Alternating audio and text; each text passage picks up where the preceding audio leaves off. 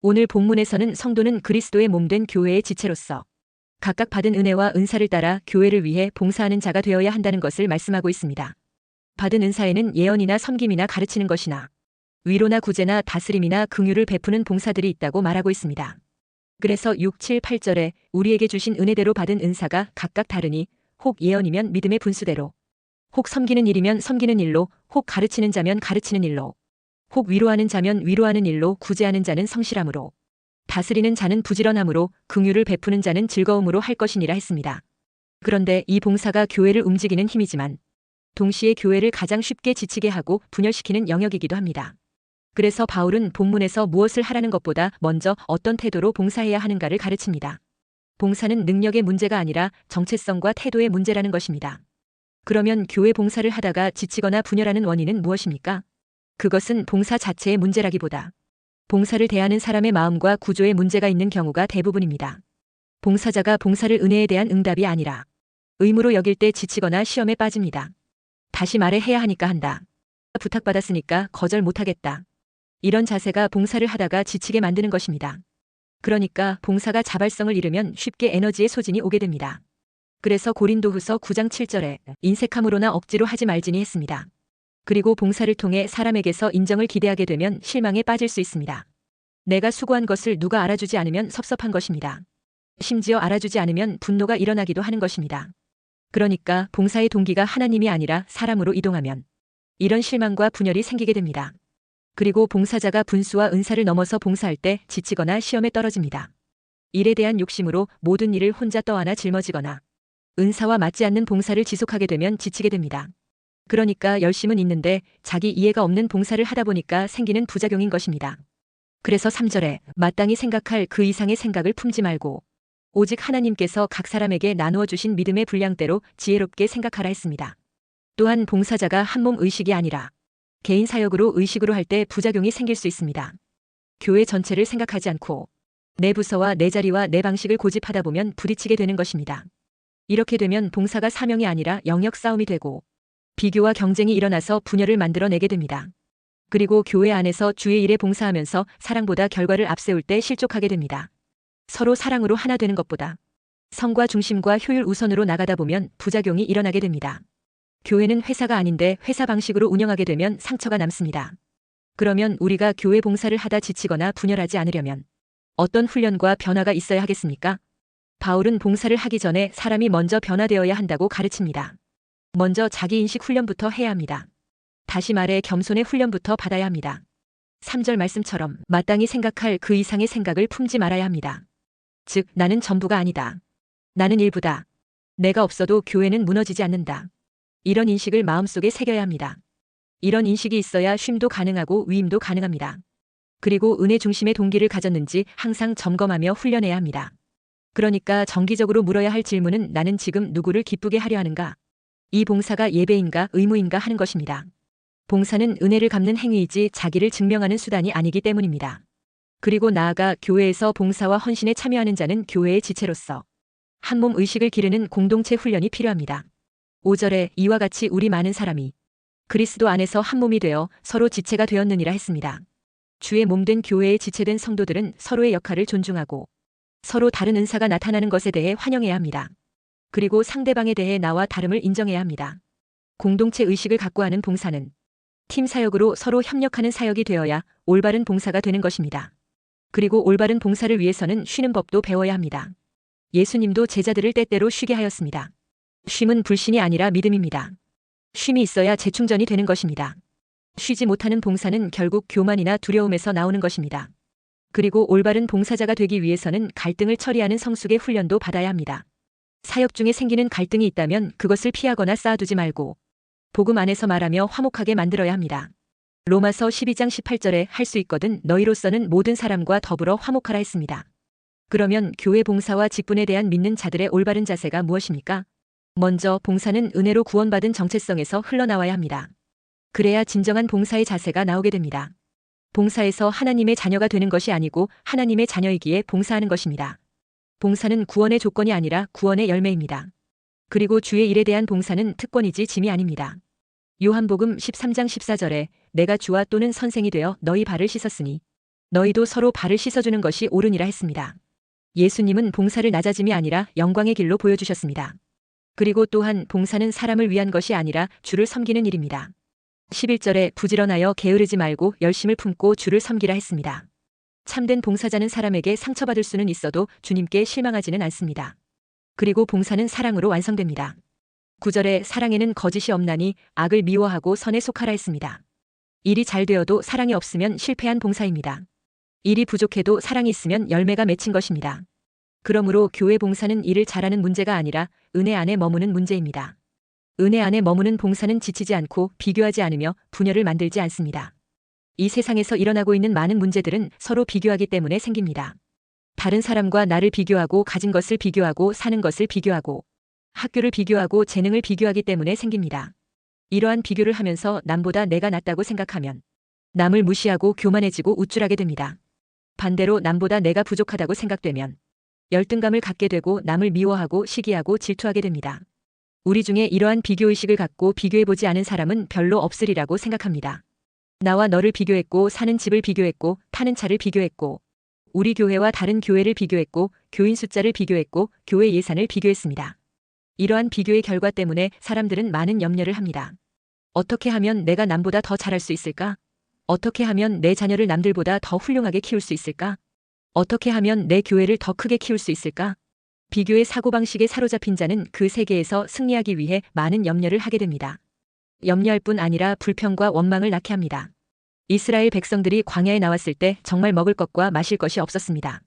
그러자 그들은 애굽에 있을 때와 비교하여 원망하고 불평합니다. 비교를 하니까 그동안 구원해 주시고 젖과 꿀이 흐르는 땅을 주시는 하나님께 대한 감사와 찬송이 사라져버린 것입니다.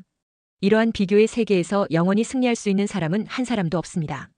오늘 본문에서 사도 바울은 3절에 내게 주신 은혜로 말미암아 너희 각 사람에게 말하노니 마땅히 생각할 그 이상의 생각을 품지 말고 했습니다. 이 말은 사람이 깊이 생각하지 말라는 말이 아닙니다. 꿈과 이상을 가지지 말라는 말도 아닙니다. 이 말의 진정한 의미는 남과 비교하는 생각을 갖지 말라는 것입니다. 왜 우리가 남과 비교하는 생각을 갖지 말아야 합니까? 사람은 누구나 다른 존재로 창조되었기 때문입니다. 예전에 대통령을 닮았다고 해서 TV에 출연하지 못한 배우들이 몇 명 있었습니다. 그런데 세월이 지나고 난 후에는 너무 닮아서 그 역을 혼자서 도맡아 할 때도 있었습니다. 그러나 아무리 외모가 닮았어도 세상에 똑같은 사람은 하나도 없습니다. 성격이 다르고 환경이 다르고 재능도 다르고 그 사람을 향한 하나님의 목적도 다릅니다. 모든 것이 다른데 다른 사람을 놓고 일정한 기준에 맞춰 서로 비교하면 곤란한 것입니다. 다른 사람과 비교하면 분명 차이가 있게 마련이고 결과는 다르게 나타납니다. 차이가 있는 것이 정상인데 그 정상적인 것을 놓고 이러쿵저러쿵 비교의식 가운데 애기하면 그것은 잘못된 것입니다. 그래서 사도 바울은 3절에 오직 하나님께서 각 사람에게 나누어 주신 믿음의 분량대로 지혜롭게 생각하라고 말씀합니다. 각각 다르게 창조된 사람을 비교의식 가운데 보지 말고 지체의식으로 보라는 말씀입니다. 저 사람은 나보다 나은 사람이다. 저 사람은 나보다 못한 사람이라고 생각하지 말고 모두가 다 필요한 존재라는 시각으로 보라는 말씀입니다. 오늘 본문은 사도 바울의 유명한 몸의 지체의 비유입니다. 우리는 우리를 불행하게 하는 비교의식을 어떻게 극복할 수 있는가를 살펴보아야 합니다. 첫째, 자기 자신을 바로 알아 분수에 맞게 봉사해야 합니다. 그래서 3절에 마땅히 생각할 그 이상의 생각을 품지 말고 오직 하나님께서 각 사람에게 나누어 주신 믿음의 분량대로 지혜롭게 생각하라 했습니다. 봉사를 망치는 두 양극단이 있습니다. 그것은 내가 없으면 안 된다는 자신에 대한 과대평가입니다. 또한 나는 쓸모없다는 자신에 대한 과소평가입니다. 이것은 둘 다 자기 중심성의 함정에 빠진 것입니다. 분수에 맞는 봉사는 나를 과장하지도 않고 나를 폄하하지도 않는 것입니다. 하나님 앞에서의 나를 바로 알고 섬기는 것입니다. 이것을 가리켜 겸손이라고 합니다. 겸손은 자신을 낮추는 것이 아니라 하나님 앞에서 자신의 위치를 정확하게 아는 것입니다. 그래서 3절에 마땅히 생각할 그 이상의 생각을 품지 말고 했습니다. 이것을 공동 번역에서는 여러분은 자신을 과대평가하지 말고 했습니다. 봉사자는 하나님 앞에서 자기 자신의 위치를 올바로 파악하라는 것입니다. 자기가 어떤 사람이고 얼마나 능력이 있고 어느 정도로 무엇을 할 수 있는 사람인가를 알라는 것입니다. 모든 것에 앞서 먼저 인간이 스스로를 바로 진단해서 자기를 아는 것이 중요합니다. 자신을 정확하게 모르면 자기 실력이나 자기 그릇 이상 주제넘게 무슨 일을 하다가 실패하기 쉽습니다. 또한 반대로 자기를 과소평가하여 지나친 겸손으로 자기 실력 이하의 일만 안이하게 하다가는 무능한 사람으로 멸시천대받기도 쉽습니다. 그러므로 자신을 바로 알아서 자기 분수에 맞게 생각하고 행동하는 것이 현명한 일입니다. 그런데 대부분 사람은 조금 어려운 일이면 피하려고 하고 쉬운 일에만 협력하려고 합니다. 또한 자신의 힘으로는 버거운 일인데도 생각 없이 혈기로만 달려들어서 중도에 포기해버리는 사람도 있습니다. 오늘 사도 바울은 이런 일로 인하여 자기 자신을 먼저 알고 나서 행하라고 말하고 있는 것입니다. 믿음의 분량대로 지혜롭게 생각하라는 것은 봉사자로서 교만하지 말고 겸손해야 한다는 것입니다. 대개 사람들은 자신을 높이 평가하여 교만해지기가 쉽습니다. 그렇기 때문에 하나님이 자신의 주신 자기 분량을 알고 지혜롭게 생각하고 처신하라는 겁니다. 한마디로 겸손하라는 겁니다. 봉사자가 어떤 명예를 탐하거나 능력도 없으면서 힘에 넘치는 일을 해보려고 하는 과대망상을 가지거나 필요 없는 영웅심을 가지고 봉사하려고 하는 것이 아니라는 겁니다. 자기가 할 수 있는 일을 생각하고 겸손한 자세에서 봉사에 임하라는 것입니다.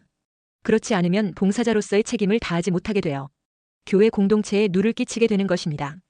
둘째, 우리는 한 몸이라는 지체의식을 가지고 봉사해야 합니다. 4, 5절에 우리가 한 몸에 많은 지체를 가졌으나 모든 지체가 같은 기능을 가진 것이 아니니 이와 같이 우리 많은 사람이 그리스도 안에서 한 몸이 되어 서로 지체가 되었느니라 했습니다. 여기서 봉사자의 신분에 대해서 가르쳐주고 있습니다. 즉, 우리 성도들은 그리스도의 몸이요 또한 그리스도의 몸된 교회의 지체라는 말입니다. 사도 바울은 교회와 성도와의 관계는 몸과 지체와의 관계와 같다고 가르쳐줍니다. 이에 대한 진리는 고린도전서 12장 27절에서 더 자세하게 가르쳐주고 있습니다. 너희는 그리스도의 몸이요 지체의 각 부분이라 했습니다. 말하자면 한 몸에는 여러 가지 지체가 붙어있는 것과 같다는 것입니다. 우리 몸에는 이목구비와 수족이 붙어있지만 그것은 자기를 위해 붙어있는 것이 아니고 몸을 위해서, 즉 몸이 살기 위해서 붙어있는 것입니다. 그와 같이 성도들도 자기를 위해 붙어있는 것이 아니라 교회라는 그리스도의 몸을 위하여 그 몸에 우리는 지체로서 붙어있는 것입니다. 그리고 지체마다 각각 할 일이 따로 있습니다. 귀는 듣는 역할, 코는 냄새를 맡고, 눈은 보고, 입은 먹고, 손은 일하고, 발은 걷고 하듯 우리도 각각 맡은 일이 다양합니다. 교회에는 목사, 장로, 권사, 집사, 구역장, 권찰, 교사, 성도 등의 지체들이 있습니다. 이와 같이 지체된 자들은 교회라는 그리스도의 몸이 살고 크게 영광받기 위해 맡은 일을 충실하게 감당하는 것입니다. 그런데 그 지체 중에서 하나도 버릴 것이 없습니다. 다 필요한 존재들입니다. 그러므로 어느 한 지체도 멸시해서는 안 되는 것입니다. 교회의 분쟁과 갈등은 대부분 자신을 잘못 평가할 때 일어납니다. 어떤 사람은 자기가 두세 배 더 할 수 있는 것처럼 생각해서 다른 사람을 무시합니다. 어떤 사람은 하나님이 주신 은사를 묻어둡니다. 하나님 앞에서 나를 바로 아는 것이 봉사의 시작입니다. 교회는 개인들의 집합이 아닙니다. 교회는 그리스도의 몸이요. 나는 그 몸의 일부입니다. 나만 잘 되면 되는 구조가 아니라 서로 연결된 유기체와 같은 존재입니다. 그러므로 비교와 경쟁을 내려놓아야 합니다. 그것은 누워서 침 뱉기와 같이 어리석은 일입니다. 또한 큰 봉사와 작은 봉사를 구분해서도 안 됩니다. 보이는 봉사와 보이지 않는 봉사를 차별해서도 안 됩니다. 몸에는 쓸모없는 지체가 하나도 없기 때문입니다. 6, 7, 8절에 우리에게 주신 은혜대로 받은 은사가 각각 다르니 혹 예언이면 믿음의 분수대로, 혹 섬기는 일이면 섬기는 일로, 혹 가르치는 자면 가르치는 일로, 혹 위로하는 자면 위로하는 일로, 구제하는 자는 성실함으로, 다스리는 자는 부지런함으로, 긍휼을 베푸는 자는 즐거움으로 할 것이니라 했습니다. 여기서 7가지의 은사를 다루고 있습니다. 예언, 섬김, 가르침, 위로, 구제, 다스림, 긍휼 베품의 은사를 말하고 있습니다. 예언이면 믿음의 분수대로 하라 했습니다. 바울은 예언의 은사를 높이 평가하고 있습니다. 고린도전서 14장 1절에 사랑을 추구하며 신령한 것들을 사모하되 특별히 예언을 하려고 하라 했습니다. 여기 예언은 헬라어 프로페테이아로 앞에서 대신하여 말하다는 의미입니다. 그러니까 하나님께서 주신 말씀을 받아 대신 말해주는 것을 말합니다. 여기서 말하는 예언은 계시 전달과 말씀 선포와 하나님의 뜻을 드러내는 것을 포함하는 의미입니다. 고린도전서 14장 3절에 그러나 예언하는 자는 사람에게 말하여 덕을 세우며 권면하며 위로하는 것이요 했습니다. 여기서 예언의 목적은 교회를 세우고 성도를 권면하고 상한 자를 위로하는 것이라고 말하고 있습니다. 그러면 이 예언은 설교인가요? 은사적 예언인가요? 이것은 설교만도 아니고 은사적 예언만도 아닙니다. 둘 다 포함한 개념입니다.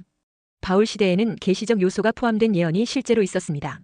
고린도전서 14장 30절에 만일 곁에 앉아있는 다른 이에게 계시가 있으면 먼저 하던 자는 잠잠할지니라 했습니다. 이것은 분명히 은사적 예언을 의미하고 있습니다. 그런데 바울은 예언 사역에 대해 중요한 제안을 말합니다. 고린도전서 14장 29절에 예언하는 자는 둘이나 셋이나 말하고 다른 이들은 분별할 것이요 했습니다. 예언은 검증 대상이라는 겁니다. 예언은 절대적 권위가 있는 것이 아니요 반드시 판단과 검증이 필요하다는 것입니다. 유익하면 받아들이고 그렇지 않으면 버릴 수 있어야 한다는 것입니다. 판단과 검증의 기준은 질서와 유익입니다. 고린도전서 14장 26절에 너희가 모일 때에 각각 찬송시도 있으며 가르치는 말씀도 있으며 계시도 있으며 방언도 있으며 통역함도 있나니 모든 것을 덕을 세우기 위하여 하라 했습니다. 왜 질서와 유익이라는 덕을 세우는 것이 중요합니까? 고린도전서 14장 33절에 하나님은 무질서의 하나님이 아니시요 오직 화평의 하나님이시니라 했습니다. 그리고 검증의 중요 기준은 예언의 적중 여부로 하라고 이미 구약시대부터 그 기준을 주셨습니다. 신명기 18장 21절 22절에 내가 마음속으로 이르기를 그 말이 여호와께서 이르신 말씀인지 우리가 어떻게 알리요 하리라. 만일 선지자가 있어 여호와의 이름으로 말한 일에 증언도 없고 성취함도 없으면 이는 여호와께서 말씀하신 것이 아니요 그 선지자가 제 마음대로 한 말이니 너는 그를 두려워하지 말지니라 했습니다. 여기서 분명한 기준이 제시됩니다. 성취되지 않는 예언은 여호와의 말씀이 아니라고 했습니다. 따라서 예언의 성취 여부는 객관적 사후적 검증 기준입니다. 그러나 성취 여부만으로는 부족합니다. 구약은 놀랍게도 이렇게 말합니다.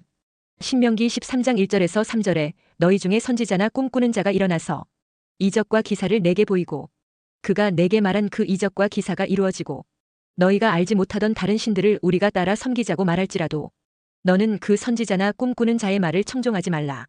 이는 너희의 하나님 여호와께서 너희가 마음을 다하고 뜻을 다하여 너희의 하나님 여호와를 사랑하는 여부를 알려하사 너희를 시험하심이니라 했습니다. 여기서 충격적인 사실은 이적이 이루어져도 예언이 맞아도 하나님을 떠나게 하면 거짓 선지자라는 겁니다. 즉 성취는 참됨의 충분 조건이 되는 것은 아니라는 겁니다. 예언 성취와 함께 하나님을 잘 섬기게 하는 자라야 참된 선지자라는 것입니다. 이것은 오늘날 예언적 은사를 가진 봉사자를 분별하는 중요 기준이 됩니다. 셋째, 받은 은사를 활용해서 봉사해야 합니다. 6절에 우리에게 주신 은혜대로 받은 은사가 각각 다르니 했습니다. 은사는 자랑이 아니라 책임입니다. 은사는 하나님이 내게 맡기신 도구입니다. 주의 몸된 교회를 위하여 도구로 사용하라고 주신 은사를 사용하지 않으면 몸 전체가 손해가 되는 것입니다. 그래서 제 기능을 다 못한 책임이 있게 되는 것입니다. 바울은 본문에서 7가지 은사를 어떻게 사용해야 되는가를 일일이 설명해 주었습니다. 예언이면 믿음의 분수대로 하라고 했습니다. 하나님이 보여주신 것 이상을 말하지 말라는 겁니다. 추측이나 상상으로 해석하여 주님의 말씀인 것처럼 포장하지 말라는 것입니다. 섬기는 일이면 섬기는 일로 하라고 했습니다. 섬김의 정신이 변질되면 안 된다는 것입니다. 자기가 드러난다든지 또는 다른 사람 위에 군림하려는 자세를 취해서는 안 된다는 것입니다. 섬김은 어디까지나 섬김으로 되어야 한다는 것입니다. 가르치는 자면 가르치는 일로 하라고 했습니다. 하나님의 말씀인 성경을 바르게 가르쳐야 합니다. 위로하는 자면 위로하는 일로 했습니다. 욥의 친구처럼 위로하러 와서 상처를 주는 일을 하지 말라는 겁니다. 구제하는 자는 성실함으로 했습니다. 우리는 물질의 주인이 아닙니다. 하나님이 물질의 주인이십니다. 우리는 청지기에 불과할 뿐입니다. 청지기는 주인의 뜻대로 성실한 자세로 임해야 합니다. 마치 자기가 물질의 주인인 것처럼 받는 사람을 업신여긴다든지 또는 인색한 태도를 취해서는 안 된다는 것입니다. 다스리는 자는 부지런함으로 했습니다. 다스리는 자는 저 팔짱만 낀 채 말로써만 지시하려 하지 말고 본을 보이라는 것입니다. 긍휼을 베푸는 자는 즐거움으로 했습니다. 우리도 예수님처럼 긍휼을 베풀 때 자원함으로 즐거운 마음으로 하라는 것입니다. 하나님이 우리에게 은사를 주신 것은 그리스도의 몸된 교회를 섬기라고 주신 것인 줄 알고 봉사의 마음으로 헌신해야 하는 것입니다. 은사의 크기보다 태도와 충성이 중요합니다. 본문에서 받은 은사를 가지고 하나님을 바로 알고 겸손히 봉사하라고 말하고 있습니다. 한 몸의 지체라는 의식을 가지고 봉사하라고 합니다. 또한 받은 은사를 감사함으로 사용하라고 합니다. 11절에 부지런하여 게으르지 말고 열심을 품고 주를 섬기라 했습니다. 교회 봉사는 나를 드러내는 일이 아니라 그리스도의 몸을 세우는 예배입니다. 그러므로 우리는 받은 은사로 교회에서 봉사할 때 자기 자신을 바로 알고 분수에 맞게 봉사해야 합니다. 그리고 우리가 한 몸이라는 의식을 가지고 봉사해야 합니다. 하나님이 맡겨주신 은사를 내 것이라는 생각을 버리고 주님께서 내게 청지기로 맡겨주신 것을 잘 활용하여 봉사한다는 마음으로 봉사해야 합니다. 그러므로 봉사는 하나님의 은혜에 대한 응답이며 교회는 성도들의 은사 사용을 통하여 세워지는 것입니다. 하나님은 우리에게 사명을 주시면서 그 사명대로 살기를 원하시는 하나님이십니다. 그리고 하나님은 우리에게 주시지 않는 것까지 내놓으라고 하시지는 않습니다. 우리에게 맡겨놓으신 것을 내놓으라고 하시는 분이십니다. 그래서 고린도후서 8장 12절에 할 마음만 있으면 있는 대로 받으실 터이요 없는 것은 받지 아니하시리라 했습니다. 오병이어의 기적을 일으키실 때에도 어린아이의 점심 도시락 보리떡 5개와 물고기 2마리의 헌신을 받으시고 5천 명 이상이 먹도록 역사하셨습니다. 하찮은 것, 작아 보이는 것이라 할지라도 주님은 그 적은 것을 내놓고 주님께 헌신하고 공사할 때 30배, 60배, 100배의 기적으로 역사해 주시는 것입니다. 없다고 하지 말고 내게 있는 적은 것을 주님께 기쁨으로 드려 헌신하고 봉사하여 귀하게 쓰임받는 축복을 누리게 되시기를 주의 이름으로 축원합니다.